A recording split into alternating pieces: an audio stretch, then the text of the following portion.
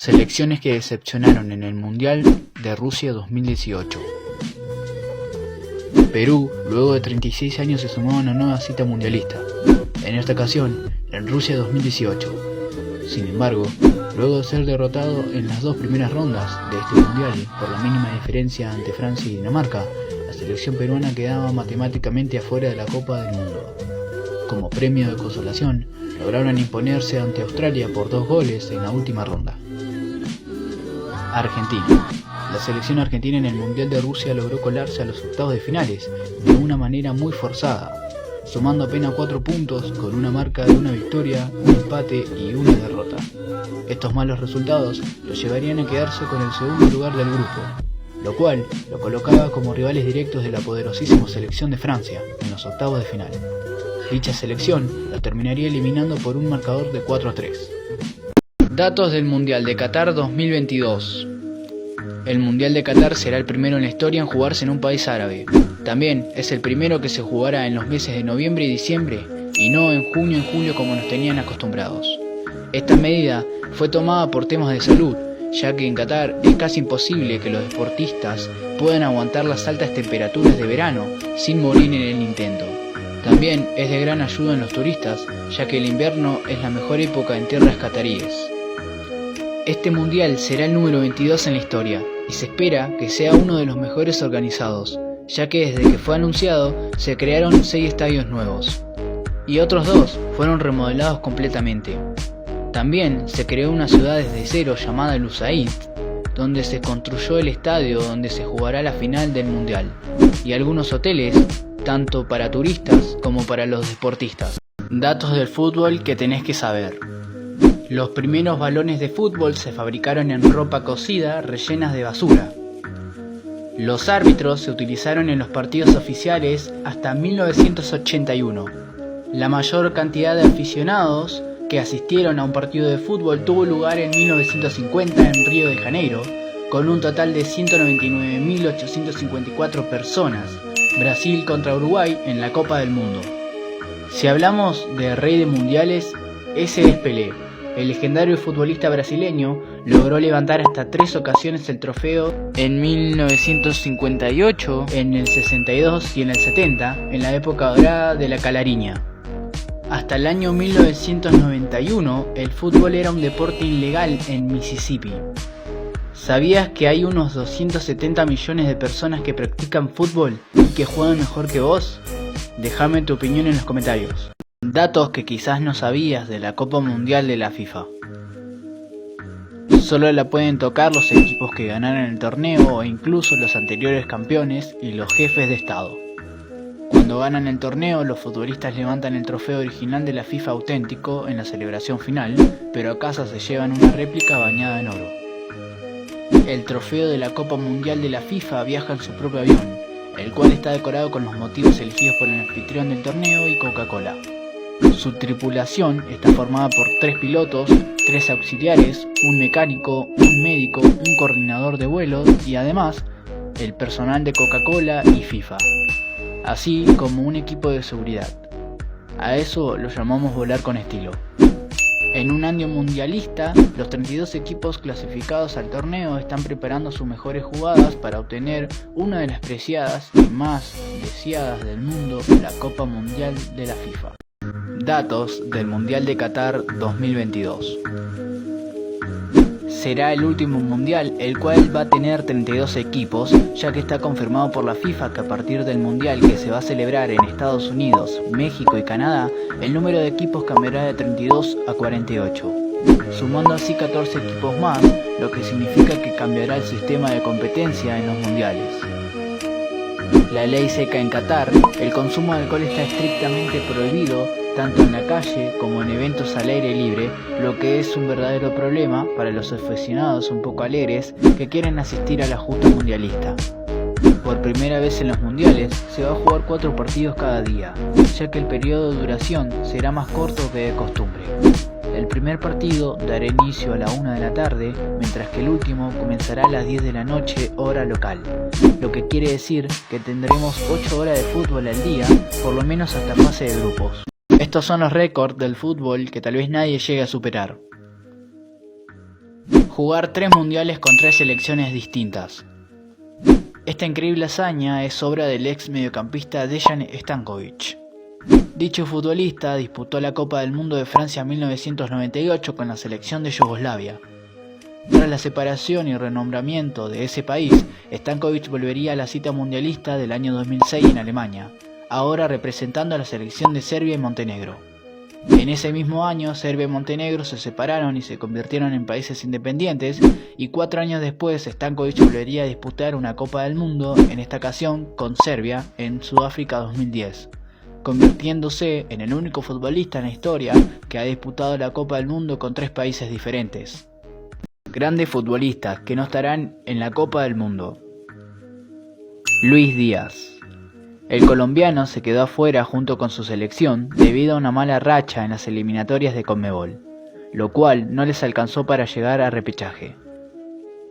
Erling Haaland. Poco pudo hacer el nuevo fichaje del City para tratar de llevar a su selección a la Copa del Mundo. Esto debido a las altas competencias que hay por un puesto en las eliminatorias de UEFA. Y por último, y el más destacado, Mohamed Salah. El futbolista egipcio perdió con su selección ante la selección de Sadio Mané en el repechaje en tandas de penales. Estos son algunos datos que no conocías de la Champions League. El italiano Ancelotti y el francés Zinedine Zidane son los entrenadores que más han ganado títulos en esta competición, ambos con 3. Roy Mackay tuvo el honor de haber marcado el gol más rápido en esta competición. Lo hizo en un partido disputado entre el Real Madrid y el Bayern Múnich. El gol lo hizo a los 10 segundos. Clarence Seedorf es el jugador que más ha ganado Champions League con equipos diferentes. Lo logró hacer con el Ajax, con el Real Madrid y con el Milán. El 18 de mayo de 1960, en un partido disputado entre el Real Madrid y el Eintracht de Frankfurt, ocurrió la mayor goleada en esta competición. Los españoles vencieron a los alemanes por 7-3. Paco Ghetto es el jugador con más finales disputadas, ya que jugó 8. ¿Cuál es la peor selección del mundo? San Marino es considerada la peor selección del mundo. El microestado europeo, rodeado por la zona norte de Italia, es considerada la peor selección de fútbol, ya que se encuentra en la posición 211 del ranking FIFA, es decir, la última. Acumula 100 partidos sin ganar, y la última vez que lo hizo fue en el partido amistoso en el 2004 contra la selección de Liechtenstein, cuando lo derrotó 1-0. Desde 1987 que participa en el fútbol de selecciones, ha jugado 185 partidos, en los cuales solo ha ganado 1, ha empatado 7 y ha perdido 177, con 26 goles a favor y 786 en contra. Como dato curioso, el registro más alto que alcanzó en el ranking FIFA fue en el puesto 118 en el año 1993. ¿Por qué le dicen culés a los hinchas del Barcelona? El nacimiento de este apodo está bastante claro. Hay que remontarse a la época en que los blaugranas jugaban sus encuentros como locales en el campo del Escorts entre 1922 y 1957. La expectativa era tal que cada vez que jugaba el Barça, el estadio no contaba con sitios suficientes para acoger a los aficionados. Por eso era habitual que muchos seguidores se sentaban en los muros que rodeaban el terreno de juego, dando a la calle. Aquí es donde comienza la historia. La forma de sentarse hacía que la mayoría de los fieles barcelonistas mostraran algo más que la espalda. Desde afuera lo que veía la gente, hablando mal para que quede claro, eran los culos de los aficionados.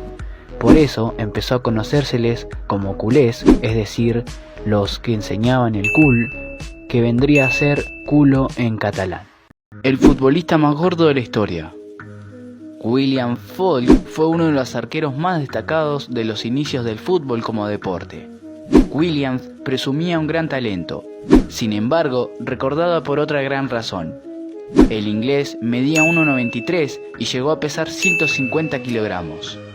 Increíblemente Folk tenía una gran carrera, inició jugando para el Blackwell, pero su físico hizo que fuera reubicado en el arco, y ahí fichó por el Sheffield. En ese equipo Folk conquistó 2 FA Cup y un título de liga que lo catapultaron a la selección inglesa y al Chelsea, donde se convirtió en capitán y ataja penales. Rumores aseguran que Fatty Folk, como lo apodaban, llegó a romper el travesaño por colgarse en él. y además la regla que impide a los arqueros adelantarse durante los penales se creó por él. Falk se retiró en 1907 a los 33 años jugando para el Frankfurt City. ¿Sabías cuál fue el primer gol olímpico de la historia?